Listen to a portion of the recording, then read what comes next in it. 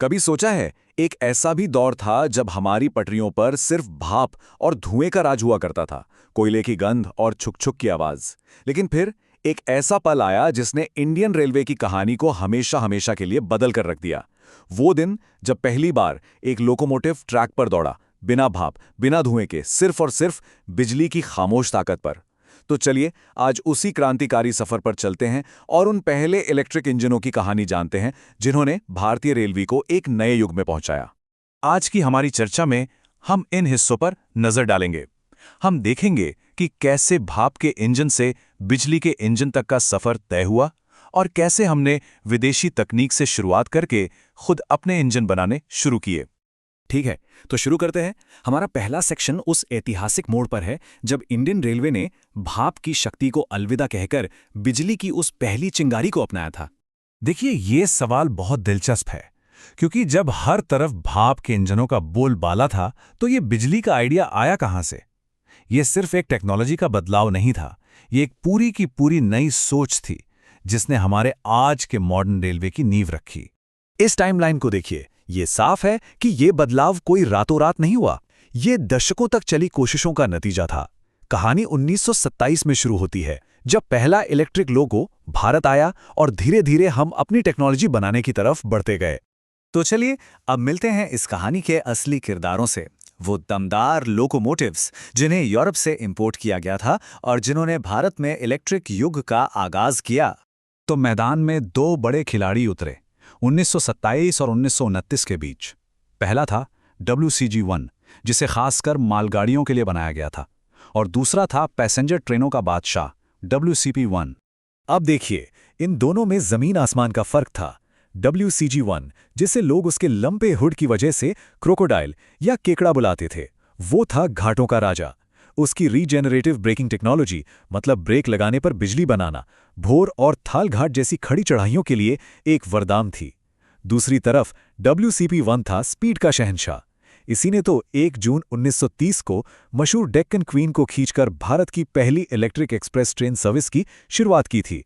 सोचिए, एक ने 70 साल तक देश की सेवा की और दूसरे ने रफ्तार को एक नई पहचान दी।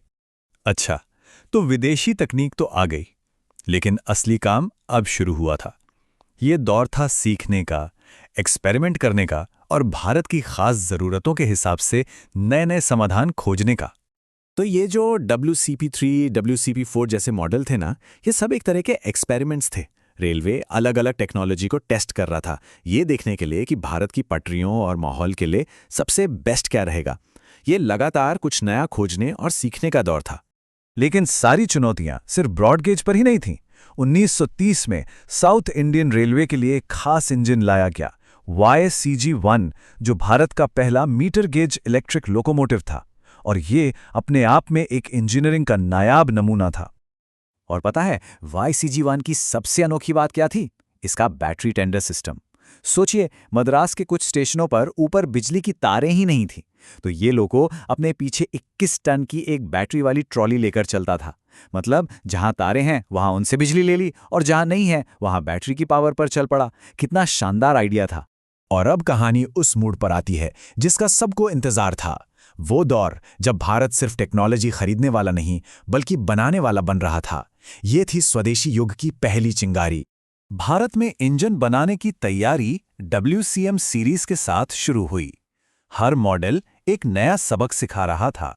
जैसे WCM-1 ने कोको व्हील अरेंजमेंट लाया, जिसका मतलब था ट्रैक पर ज्यादा मजबूत पकड़। इस सीरीज के हर इंजन ने हमारे इंजीनियर्स को टेक्नोलॉजी को बेहतर ढंग से समझने में मदद की। और फिर वो ऐतिहासिक पल आ ही गया। दशकों की मेहनत, सीखने और प्रयोगों के बाद भारत ने आखिरकार अपना पहला पूरी तरह से स्वदेशी इलेक्ट्रिक लोकोमोटिव बना लिया। ये इंडियन रेलवे इंजीनियरिंग के लिए एक बहुत बड़ा मील का पत्थर था।